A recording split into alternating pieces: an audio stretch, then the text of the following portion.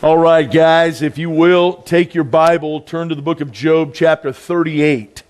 Job 38. While you're turning to Job 38, let me go over the summer schedule. Okay, as you guys know, Awana actually shuts down right before Mother's Day, or somewhere in that general vicinity.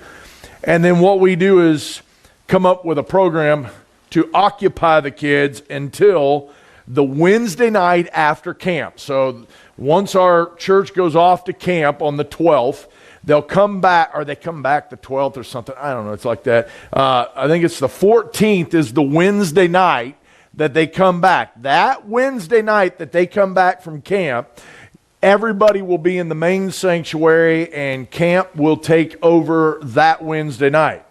After that Wednesday night, there is no official church service on Wednesday nights from June 21st to when we start back at August the 2nd. We do this to give our Awana workers a break. Now, based on the population in this room and the population in that gym, I'm pretty sure that most of them have already started their summer break. All right, because a lot of Awana workers are not here, a lot of Awana kids are not here, and so, okay, that's the deal there. However, I'm showing you this because from June 21st to August the 2nd, there is no official church service.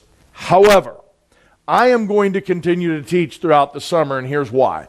Because I am so close to finishing the book of Job, I do not want to stop it and then have to pick it up off the ground on August the 2nd, and then go another 7-8 weeks. Plus, as soon as we get done with this, I'm going to do a short series on Calvinism. I'm not spending a lot of time on that because I cannot stand using time that we could teach the actual Bible truths to debunk the Bible lies. Okay, so therefore, I'm going to take some time to deal with that. Then we're going to get into maybe some off-the-wall stuff, some Corey Coffey and conspiracy things.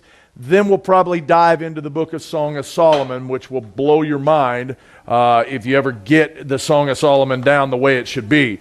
So, that being said, if you show up from August 21st to August the 2nd, it's strictly voluntary. Now, as Jeff Taylor just said, isn't every church voluntary, every church service? And my response, it wasn't when I pastored. All right, which means, guys, if you're going to be a member of a local church, we expect you to be a partaker of the events of that local church. And that whole Hebrews 10:25 thing, not forsaking the assembling of ourselves together. Do you even know in that verse it says, even that much more, as you see the day approaching? We're getting to where we have less and less services, and yet Hebrews 10:25 says you might want to do that a little bit more and more. All right, but that's the whole nother side story. Either way, it is from June 21st to August the 2nd, strictly voluntary. I'll be in here as long as Ed is in here to click that machine going. I can teach to an empty room. It will be online. If you don't want to come, that's fine, but it will be available either in person or online each week until throughout the summer. So, now that we've got that out of the way, let's get into chapter 38 here. And we are in our third part here of chapter 38. And what's cool about chapter 38 is because God finally showed up. We've been waiting for 37 chapters for God to show up on the scene. Job has been waiting forever to go, hey, God, I want my day in court. Now all of a sudden he gets one, he's rethinking it. Like, I don't know that I want this. And we said God showed up in the whirlwind. He starts God's pop quiz. In other words, you got some questions for me, Job? That's cool. But before I answer your questions, I got about 35 to 38 of my own. And he just starts rattling them off. And we said they're broken down by category. The first section was that of creation. Job, where were you when I built all this? If you got an answer, Job, speak up. Then he goes from there and he starts talking about light, which is interesting. Genesis starts that way, tells you about creation, and then tells you about light. All right. Then we talked about last week these bizarre places, and we talked about how there's springs in the bottom of the sea. And we said that if the Bible was written by man, and it's just a book of wisdom that guys have put together over the centuries, then how did a man named Elihu know that there was springs of water on the bottom of the ocean?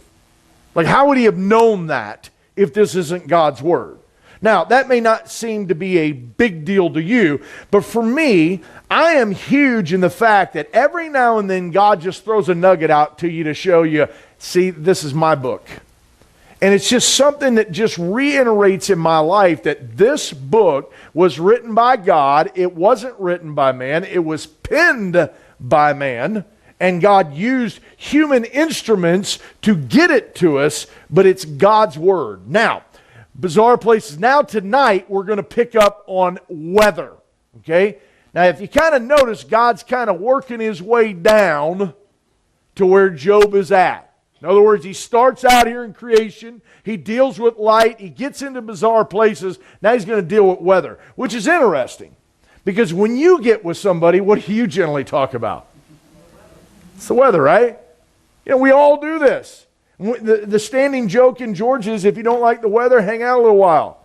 It's not going to stay the same. Well, I think that's pretty much about anywhere you go. But let's talk about weather. And let's look here in verse 22 where we're going to pick up tonight. And he says, "Has thou entered into the treasures of snow?" And he asks the question.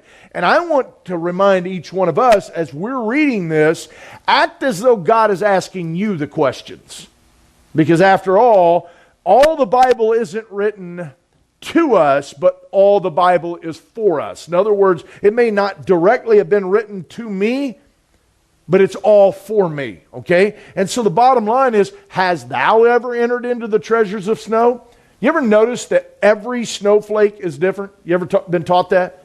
Every snowflake that you get forms around this little speck of dust. And then the snow develops around that little dust. And I'm not going to take you the time here, but you automatically start to see ourselves in that. This little piece of dust that you and I are, and God works this unique thing that every one of us is unique and different. Every one.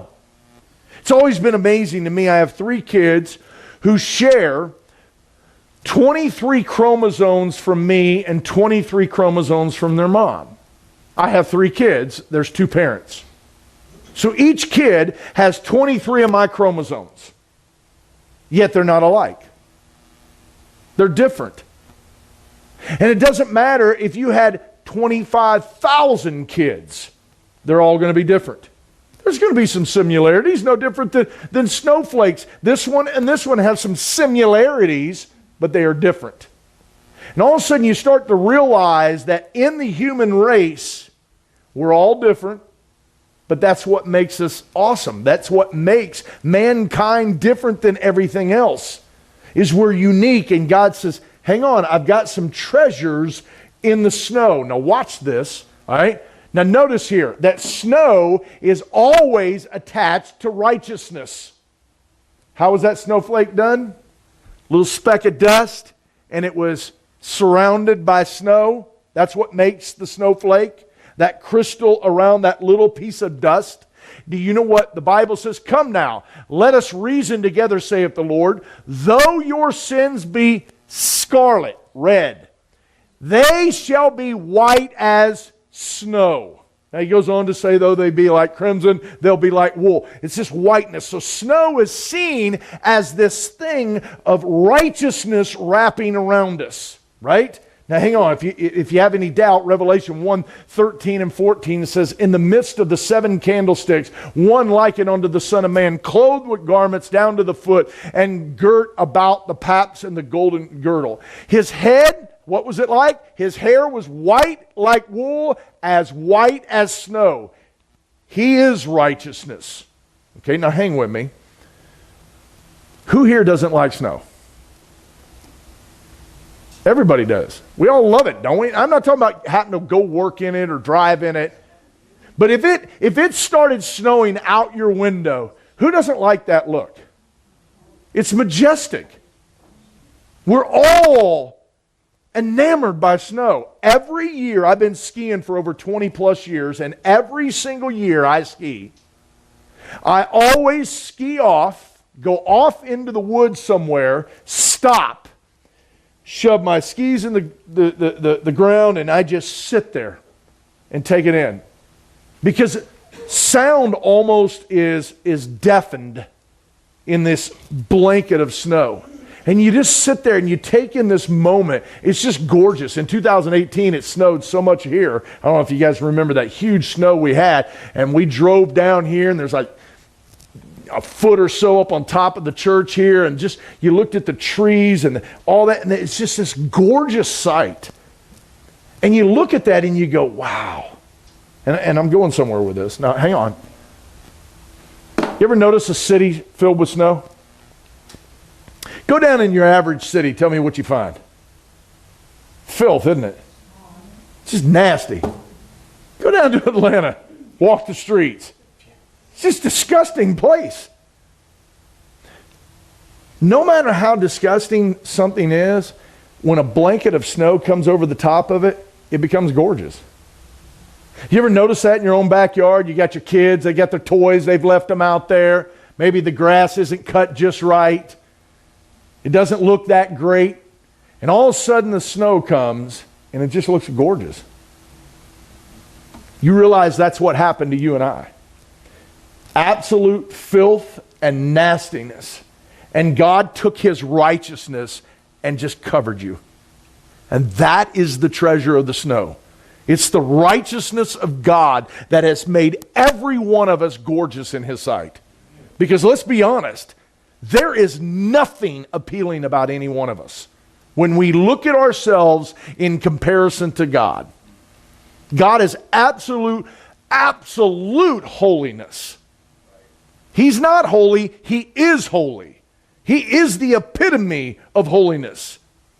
And yet when we stand in his presence, we are absolutely filth until we just get that blanket of righteousness placed over the top of us. And that's the treasure of snow. Now watch this. Notice the second part.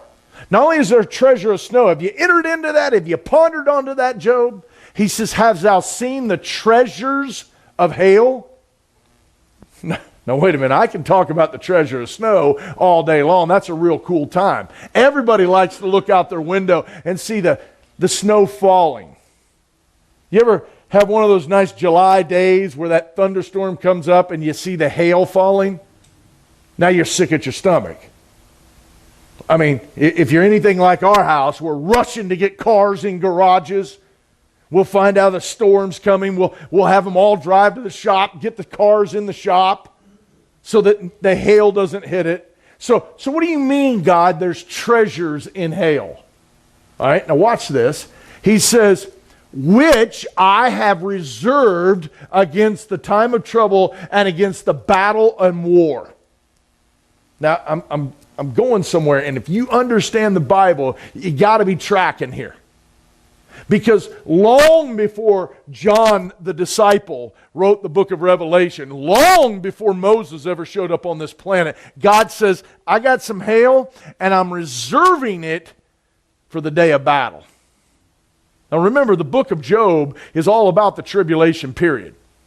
Now you could actually take the snow and the hail and tie it into what he's saying, which I have reserved on the time of trouble. Now, you ever notice this? Napoleon and Adolf Hitler were both born 129 years apart. They both came into power 129 years apart, and both declared war on Russia 129 years apart.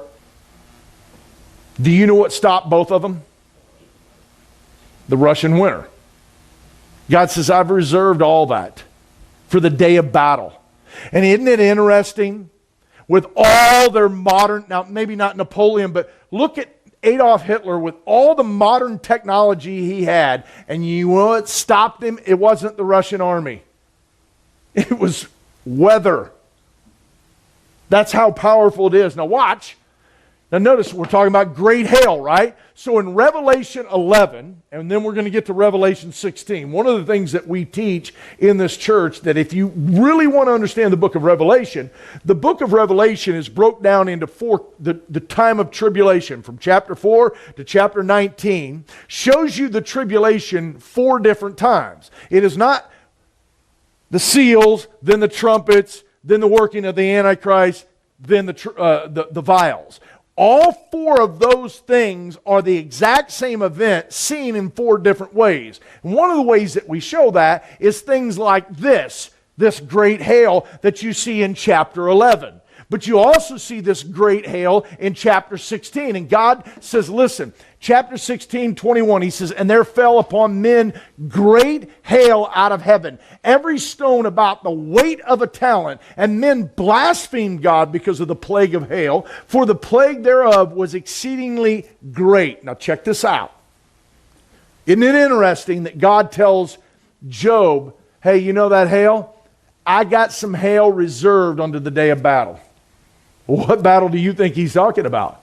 The battle of Armageddon. Now watch this. He says it's the weight of a talent. Now here's where you get into your we don't quite know thing. Okay? Because depending on who you study on what a talent is, and whether that's a Babylonian talent or a Hebrew talent or whatever you want to go by, it can range anywhere from 70 U.S. pounds to 130 U.S. pounds. Now, just stop before you go, yeah, that's cool. We're talking hail here. Right? Hail that we see out here, golf ball size hail is pretty damaging. Pea size hail will do damage to a car. Now think about what that weighs. And we're talking about hailstones anywhere from 70 to 130 pounds. Now, I weigh 230. So you're talking about 2 hailstones that would weigh as much as me. Now watch this. All right? There's a pretty good grapefruit size hail, right? I was studying about some hail this morning real early, and I was studying about up in Nebraska. There was some a few years back, and they say this is biggest on record, and it's the size of volleyballs. It was about 8 pounds. So let that sink in. 8 pounds. We're talking 70 to 130. Oh, I don't know if I can buy into that. Really?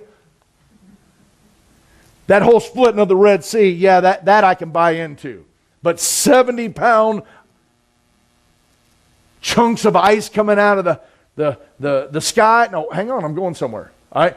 After World War II, now hang with me, after the bombing of Japan with Hiroshima and Nagasaki, many of the U.S. ships had reported that they thought they were actually under attack. And they came up out of their barracks to find holes in the ship. And they said, man, what's going on here? And they had actually realized when they studied and they went down to try to find out what hit the ship, that it was chunks of ice that had actually happened from the fallout of this explosion. That through the weather system it dropped. Now the question is, during the tribulation, are we going to have a situation where there's a nuclear exchange and we have that ice? Maybe. Or maybe just God decides, you know what?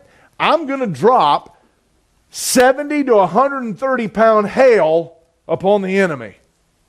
Either way, God says he's going to do it. Now watch this. You guys know what terminal velocity is? Okay, you guys all heard the stupid story about if you drop a penny off the Empire State Building, it'll crack the sidewalk. Yeah, that's all garbage. That won't happen. Okay, and the reason being is because there becomes a certain speed called terminal velocity based on the size and the mass of something, and it only get going so far. So once again, so that you can wrap your head around this, I weigh about 230. Okay, now understand when a guy skydives, the average human skydives. Now we're talking average. Most people don't weigh 230. Most people, we're talking about 150, 160 pounds. All right, now watch here. He says, the speed achieved by a human body in free fall is conditioned of two factors, body weight and body orientation. All right, in a stable belly to earth position, in other words, your basic belly to the earth, your hands out, terminal velocity is about 120 miles an hour that you're running. Now, I'm going somewhere with this. I'm not just giving you some, ooh, isn't that cool? Let's go skydiving. All right, watch. A stable free fall head down position has a terminal velocity from 150 to 180. That's like this, okay? Further minimizing body drag and streamlining the body's position allows the skydiver to reach speeds in the vicinity of 300 miles an hour. Wouldn't that be fun? Just dive out and go 300 miles an hour towards the earth. Yeah, that's cool if you got a parachute. All right? Now, terminal velocity, and by the way, you can only go up so far, and you're going to hit that terminal velocity. It doesn't matter if you go higher. Prime example is, I've been told by firemen downtown that 8 stories off of a building downtown is terminal velocity for a human. In other words, if you jump off an 8-story building or a 100-story building, the speed in which you hit the ground is the same because you hit terminal velocity. Now you may be thinking, yeah, all this is cool, Corey, but what's that got to do with anything? Now hang with me. All right, now, this is some calculations I put in to the computer today, all right? So if we have a 130-pound piece of ice dropping, when we take in its mass, because it's going to be a little bit smaller than a human, because it's not going to be spread wide out. So imagine a 130-pound ball bearing, if you will, drop from the sky. If you add these in, 831 miles an hour is how fast that thing can get going. Now, the reason I'm bringing this out is it's not just 130 pounds hitting you. It's not just 130 pounds hitting the earth. It's 130 pounds doing over the speed of sound. Mach 1. Boom! Now you understand why the kings of the earth crawl into caves trying to hide from the presence of the one who's coming? The hail that's going to hit this planet, this world has never seen. And it is going to hit. Can you imagine the ruckus? Do you understand that if a 130-pound mass, and I just figured it at about 36 inches wide. Now, I'm taking a guess at that. But if that thing dropped out of the sky, and we're in this nice, beautiful building here, the metal roof would slice open like warm butter, drop right through the second floor above you, drive you and I, if we were in the way, into the ground, and literally crush the concrete. And that's going to happen on this planet during the tribulation. And God says, yeah, I've got all that reserved for battle. How do you go up against God when God's raining down 130-pound weights on you? All right, now, verse 24. So he asks the question, by what way is the light parted, which scattereth the east wind upon the earth? Now, what's interesting is once again, we have one of these little nuggets in our book that shows us if man wrote the Bible, how did they know about 600 years before Moses that light could be parted? Because at that time, supposedly, these goat herders wouldn't have known that. Okay? We have figured out, as modern man, that you can part light. You guys have all seen the Pink Floyd album. There you go. Who said Dark Side of the Moon? All right. Oh, man, I thought it would be one of these old dudes, but it was CJ, all right? Now, bottom line is it comes through. You guys have all seen the prism thing, and then we get the Roy G. Bibb, the colors of light. Well, how did they know that there was color in light? So once again, if man did write the Bible, he got lucky. Or this is God's book, and God was talking about parting light because it wasn't no big deal because God knew light parted, okay? And the bottom line is it breaks down into the colors. We all have seen this. It's called the spectrum, right? And then he says, it splits, which scattereth the east wind upon the earth. Well, once again, how is light scattering the wind? Well, check this out. You remember over here in Matthew 16:2? He answered, this is Jesus said, he answered unto them, saying, when is evening, you say, it will be fair weather, for the sky is red. So in other words, getting late in the evening, the sky is red, we know, it's going to be a nice evening. Then he says, wait a minute, but in the morning, it will be foul weather today, for the sky is red and lowering. O ye hypocrites, you can discern the face of the sky, but you cannot discern the signs of the times. So when it's red in the morning, we know it's going to be problems. Matter of fact, we have this old famous saying, red sky in the morning, sailor's warning. You guys remember this? All right?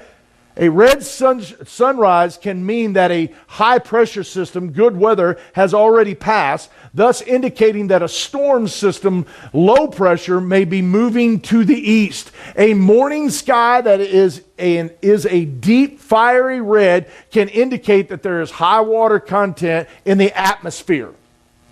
What's that water doing? It's parting the light. And it's allowing you to see that red side of the spectrum, the Roy G. Bibb thing.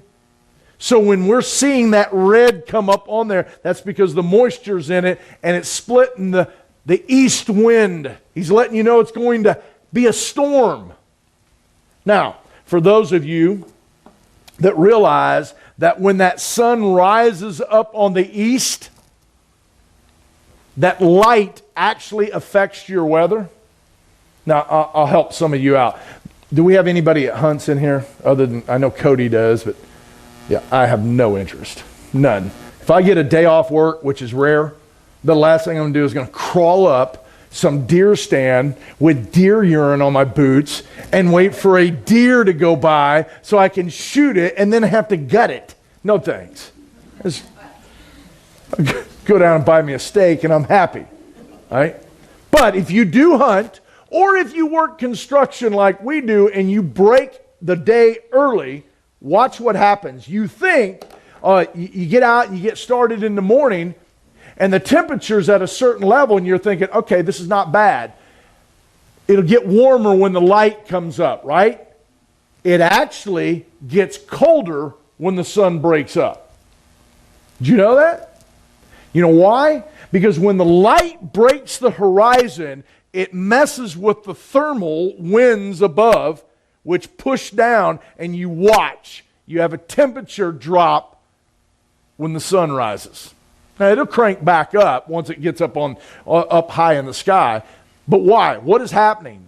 The light that's breaking through is messing with the wind. That's why God says, yeah, the light's parted, and it messes with that east wind. Now, verse 25 through 27. Who hath divided a water course for the overflowing of water? In other words, hey man, have you the one that designed how the water flows out when the water overflows? Did you do that, Job? No, I didn't do that. Now watch. Or a way for the lightning of thunder. Now, I'll come back to that. To cause it to rain on the earth where there no man is, on the wilderness where there is no man. In other words, man, Job, I take care of the places where there is no man.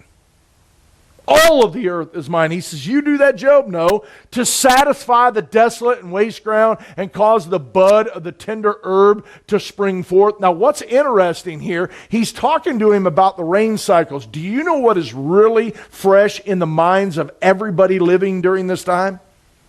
Noah's Ark. Do you know what didn't happen before Noah's Ark? It never rained. And yet God's going, did you design that? Did that happen? Did you figure all that out, Job? This is not some mystic thing that happened a long, long time ago. That's something that people were alive and around that could have spoke about. All right? Now, let's go back. He says, a way for lightning of thunder. We've already talked about this before in the book of Job. There's a way for the lightning to go. and I brought this up, and I asked the question, where does lightning come from? In other words, does it go from sky down to the ground, or does it go from the ground up? And everybody goes, oh, no, it's from the sky down. That's not true. And now I know people are going, wait a minute, I've seen lightning. Every electrical system on the planet has to be, that's right, grounded. Thank you. All right. Please do not wire anything in this church. All right? Let us handle that. All electricity doesn't work without a grounding. You go out to your car right there and pull the ground wire off your battery, you're done. It ain't starting. Because everything has to ground out. What happens is ions are released from the clouds and they shoot to the ground. Once they ground out, then the lightning strikes and shoots. Happens every time. The lightning just doesn't go where it wants to go. There is an ion path that controls it. And you know what God's saying? Did you do that, Job? And the quick answer would be for all of us, no. We're just now figuring out how it works. All right, Job 28. Hath the rain a father, or who hath begotten the drops of dew? In other words, who did all that? Job? Were you the one that made that happen? No, I didn't, God. Yeah, right, because I did, right? And he goes on, he says, who begotten the drops of dew? Now remember, before Noah's flood, how did God water the earth? Through that dew, that same mist and that dew. And guys, especially this time of year, you ever notice how wet it is early in the morning? Now, it doesn't even have to rain. You walk outside and all that moisture and humidity is in the air, and God creates that dew and waters your grass constantly every night through the dew. Now, I'm emphasizing this because we're going to go into verse 28 and then we're going to go into 29, and the average Bible student will swear the two are connected. Now watch. All right? So the next, we've dealt with weather. Now we're going to deal with the heavens. All right? Now watch here. Verse 29. Out of whose womb came the ice? In other words, who birthed the ice, Job? And the obvious answer is God, right? Okay, hang on. And the hoary frost. Now, he was just talking about dew. Do you know what frost is? It's frozen dew, right? And so, we normally will tell you, and it's not normally, we always tell you, that the number one rule to Bible study is context, right? So, verse 28, he's talking about dew. 29, he's talking about frost. Well, he's got to be talking about the same thing, right? It's in the context. Wait a minute, there's another rule, and the individual words of Scripture matter. So he says, the hoary frost of heaven. That's the key more than anything else. Matter of fact, the context of the verse matters as much as the context of the verse in the chapter. What's the context of the verse saying? It's not just the hoary frost. Oh, yeah, you're talking about the white frozen stuff outside. No. Of heaven. And he says, who gendered it? In other words, who gave birth to it? The waters are hid as a stone. In other words, a stone is solid, right? The face of the deep is frozen. Okay, now you guys have seen me do this ad nauseum. Okay? Now, the reason we do things ad nauseum is so you get it. And by the way, if you teach the Bible verse by verse, do you know who is the master at teaching ad nauseum? God. Because he's just clearly just saying it over and over and over. And you know why? Because he knows we're just like little kids. Don't touch that. Don't touch that. No, don't touch that. Why do we have to tell a kid 1,000 times, don't touch that? Because it takes a while for it to sink in. And I don't care how smart you think you are, in God's eyes, you're still that little kid. And you just got to be told over and over and again. And so now notice here. Remember, we're talking about the heavens.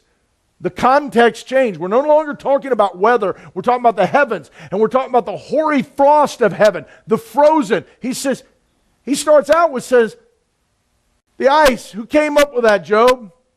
You did, God. Yeah, the hoary frost of heaven. The waters are hid as a stone, and the face of the deep is frozen. Here's the deep that God talks about. His throne room here, the deep, the universe. This deep that we've spoke about, Psalms 148, it tells you that there's a body of ocean above the stars. Now, he said the face of it, that's right here, is frozen. That's why when John gets to the throne, he's standing on a sea of glass.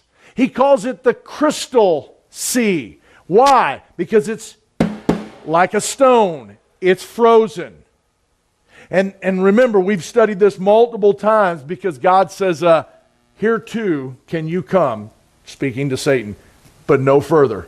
Satan is not allowed to enter into the throne room. Now, look at verse 31. Canst thou bind the sweet influences of Pleiades or loosen the bands of Orion?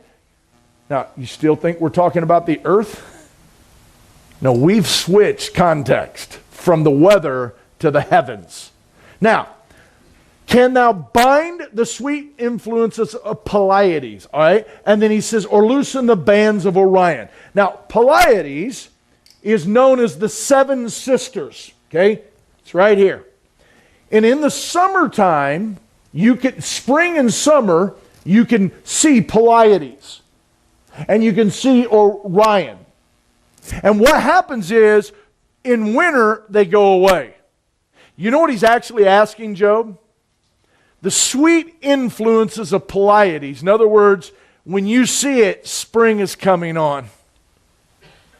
And when it goes away, fall and winter are here. Job, can you make that happen? Can you bring in the sweet influences of the spring and summer? And if so, can you shorten it and make it in other words, loosen Orion? Now hang with me. This Pleiades here, and I'm not going to go into massive depth about it for sake of time. It's called the Seven Sisters. It can be seen with the naked eye in the summer. Do you know how many stars you can see? 6. You can't see the 7th one. You know why? The 7th star does not give off enough light to even be noticed. Now, it's the 7 stars. If you take that and transfer that to Revelation chapter 1, 2, and 3, you'll find out the 7 stars are the 7 churches. Those 7 churches represent 7 time frames or ages of church history. And he says the 6 of them you can see. But the 7th one, Laodicea, doesn't give off enough light for you to see it. And if we're talking about churches throughout history, every church age gave off so much light that the world could see it with the naked eye. But the one that no one can see is us. We don't give off enough light that the world even notices. We're Laodicea. We think we're rich and have need of nothing. And God says, yeah, you're poor, blind, and naked. That's the problem we have. We're living in Laodicea. Now, that doesn't mean you as an individual can't be shining as a bright star.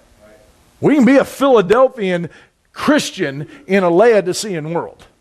All right? Now, Orion's belt, okay? Now, that belt right there is the mighty hunter. Now, understand, this ties into Nimrod, the mighty hunter. They believe that when he died, he went to the sky, and there he is. Orion's belt. Now, hang with me. Now, do you understand that every pyramid system on this planet, and they're not just in Egypt, by the way, all around this world, all of them have this exact configuration where you have this one, and a smaller one slightly off to its edge. Got it right here in China, Egypt, Mexico, and here's Orion's belt. By the way, just a little side note. You want to have some fun? Get on Google Earth, go over the top of the 9/11 memorial where the two towers came down and see what you see. That's just a little side note. Now, watch this. Do you notice that all three of the stars line up at the peaks of the pyramid? I want you to hold that thought for just a second. Okay? Now, come to verse 32. Canst thou bring forth Mazzaroth in his season?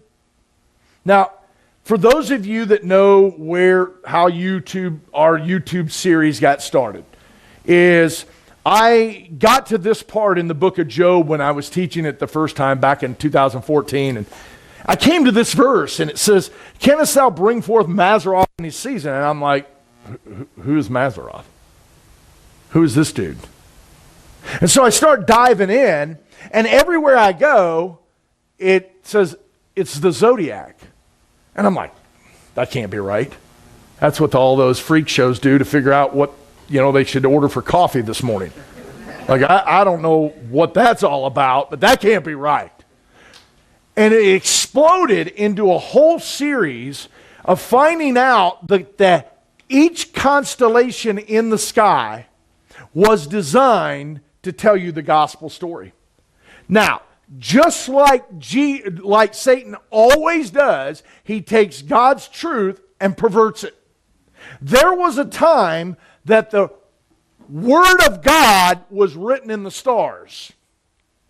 And God can show you the exact story of salvation right there in the stars. It starts with Virgo. Do you know what Virgo means? Virgin. And it ends with Leo, the lion. Do you know how the gospel story starts? A virgin brought forth a child. Do you know how the story ends? The Lion of the tribe of Judah is sitting on the throne.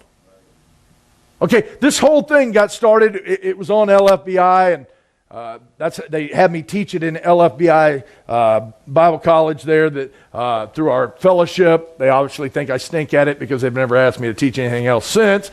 But bottom line is, it's laid out that every single one of these will tell us not only the seasons. This is why, if you go back to the verse, he says, Canst thou bring forth Mazzaroth in his what? Season.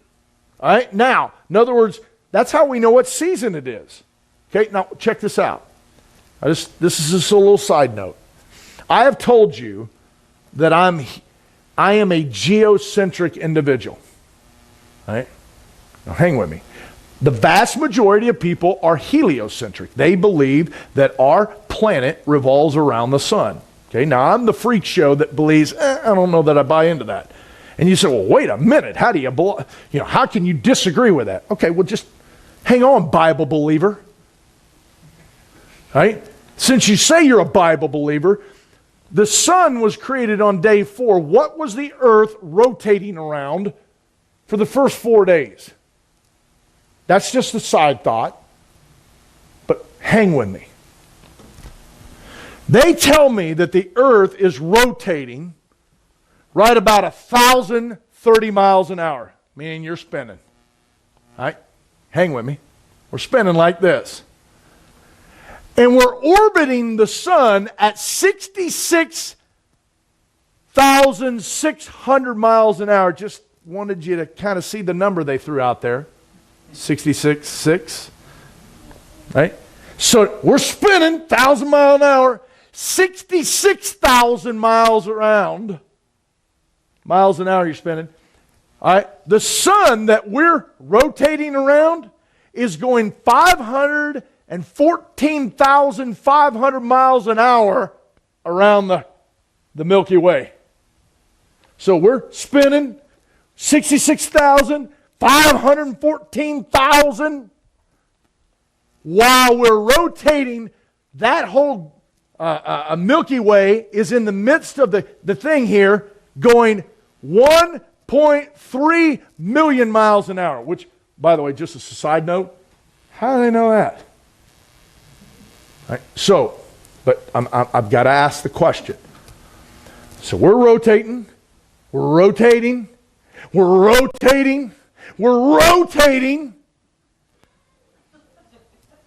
yet the constellations never change.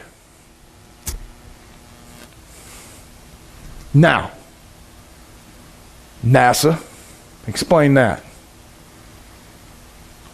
Why don't they change? You're trying to convince me I'm in cosmic soup. And that I'm spinning here, and it's spinning here, and it's spinning here, and it's spinning here, and all of it's just spinning around, yet the stars have never lost their position. And yet, I'm the freak that just goes, I think I'll stick with my Bible. Can I at least question what I'm being told? By the way, my Bible says that the earth is older than the sun, but yet every scientist on the planet would say that's wrong. Just side note. All right, now, verse 33. Knowest thou the ordinances of heaven? So he asked the question to Job, do you know the ordinances of heaven? Now, what's an ordinance? It's a law, right? Right? We'd all agree. You got a town ordinance. One of my favorite movies is Tombstone. They make the ordinance. You can't. We're not saying you can't own a gun. We're not saying you can't carry a gun. You just can't carry a gun in town, right? You all know the famous story, right? Maybe I'm the only one that loves that movie. Now, an ordinance is simply a law, right, that has been presented. And God is asking Job, do you know the ordinances of heaven? Now, I got a mix up here. Oh, no. I am missing a verse. Oh, let me go back to here. I was supposed to double up this. Now, watch this. Canst thou guide Arcturus with his son? All right, now Arcturus, let's go there. This is supposed to be down one. You remember the Big Dipper right here? Okay, so you got the Big Dipper that points its handle, right? So you got this part of the Big Dipper points to Polaris, the North Star, all right? But the handle of the Big Dipper goes down to Arcturus. It's known as the bear, okay? And if you go to Daniel, and we're not, go to the book of Daniel and start studying about who the bear is, and you start asking Job, can you handle all that? And you start studying what the new future is going to be with the bear, okay? You'll find some cool stuff there. Now, let's get back to this. Knowest thou that the ordinances of heaven, canst thou set the dominion thereof in the earth? Now, here's your boy, Isaac Newton, right? He came up and figured out a lot of these ordinances of heaven. Things that these guys wouldn't have known, we assume. Newton's law of universal gravitation, the law of cooling, the law of inertia, laws of light travel, and all kinds of mathematics. He figured out a lot of those laws that God had established. Okay, we know that light goes 186,000 miles per second. Well, who set that up? That's God, right? He designed all that. Well, that's just one law. But you have the laws of gravity. You have the laws of inertia. You got all these different mathematic laws. One of the things that you and I got to recognize, that if we believe in a divine creator, then you have to understand that mathematics is absolutely tied into it. That God is mathematical. He's not haphazardal, or that's not even a word, haphazard. All right, now, watch. But I want you to look at the statement that he makes. Do you know the laws or the ordinances of heaven? You know what those are, Job? No, I don't. Canst thou set the dominion thereof in the earth? In other words, the dominion of these ordinances, can you set them in the earth? Nope. I'm going somewhere. There is one that can. Watch. Matthew 6:10 says, thy kingdom come, thy will be done where? In earth But he tells you how it's going to be done. As in heaven. You understand there's coming one that is able to take the laws of heaven and make it dominion here. You understand the whole second coming is all about him sitting on a throne and sticking it in the face of Satan by taking the ordinances of heaven, bringing it to this planet and making it happen. Job, can you do that? No. But my son can.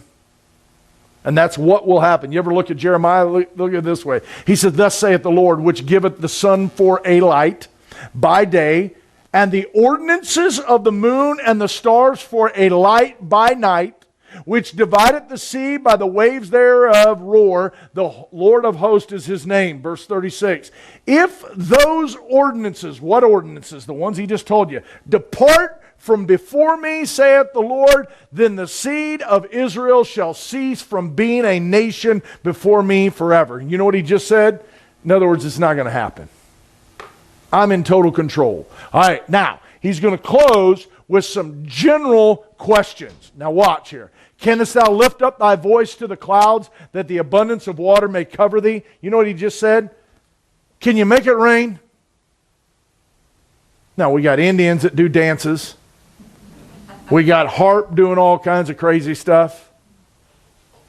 By the way, they can make it rain with a machine now. If you've never seen that video on the internet, you can see it where they actually create a cloud and follow it, and it ends up raining. They make it in Louisiana. It rains in Mississippi. But have you ever needed it to rain and it wouldn't?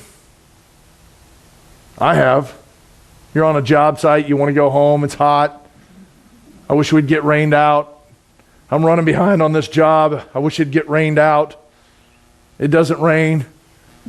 But then if I don't want it to rain, it does rain. But he's asking the question, can you call it out and make it happen, Job? No. All right? There's a man who could, though. Remember Elijah? He prayed that it wouldn't rain for 3 years. It didn't. Then he prayed that it would rain, and it did. He said, what's the big deal? Who cares? What's that got to do with anything? Because in Revelation chapter 11, he lets you know it's going to happen again. Elijah's coming back. You understand there's going to be massive droughts. And then there's actually going to be massive rains during the tribulation. And you often wonder if this guy has anything to do with it. Verse 35, canst thou send lightnings that they may go and say thee, here we are? Now, you know what you just said? Can you send lightnings and get those lightnings to say, here we are? Watch. You know we do that now. You understand, when you pick up your phone and you speak, it takes your voice and converts it into electrical pulses that get sent. Back in the old days when we had these things, it would send it around, down a line, right? And then it would convert that electrical pulse to a different device that would convert it back to a sound so you could hear somebody talking. So what you're hearing them say is actually transmitted through electrical pulses. One of the coolest things to me still to this day is a fax machine. I always thought that was cool. You could run that thing through and all of a sudden you'd make that sound. And then all of a sudden somewhere somebody else is and it's coming out. It's lightnings were going, here we are. We figured some of this stuff out. Who hath put wisdom in the inward parts? Who hath given understanding to the heart? Now, this one I want you to pay attention to. Because we bring you in and week out, and we pump you full of knowledge with the Bible, or we at least try. And we live in a society today that is a little bit different than the Kelly Harbin that would have been here during the 50s, 60s, 70s, that kind of thing. We live in a society today that you now have at your disposal more information than I could ever get you. And just because you sit in this church and you have Google doesn't mean you know anything. And the biggest problem I have with the younger generation is you think you know something. You don't know anything. Because true wisdom isn't on Google. By the way, the whole millennial reign, no, that's going to be cool. But the millennial generation, your whole generation can be taken out with stick shift cars and cursive writing. The whole generation wiped out. Get your Google to help you drive a stick shift. Get your Google to help you write in cursive. But that's neither here nor there. My point of this is this, guys. He's asking the question. I'm setting off everybody now. He's asking the question, who put wisdom in the inward parts? Who hath given understanding here? Not here. Paul speaks of world's wisdom and God's wisdom. And I can assure you, whatever you leave this walk of life with, whatever true wisdom you have, it will be because God gave it to you. I can teach or preach until my face turns blue. But at the end of the day, if whatever's in this book, and one of the things that concerns me is that people really love that deep stuff. Oh, that's cool. I don't know how much wisdom we're getting from it. And how much daily life in our life is changing because we know the deep things of God. Just wondering how much wisdom we really have. Now, we got to close out. Watch. Who can number the clouds in wisdom? In other words, can you number the clouds? Start counting. I'll check in with you next week. Right? He says, can you do that? Now watch this. Verse 37, he says this. Who can number the clouds in wisdom? Watch. Who can stay?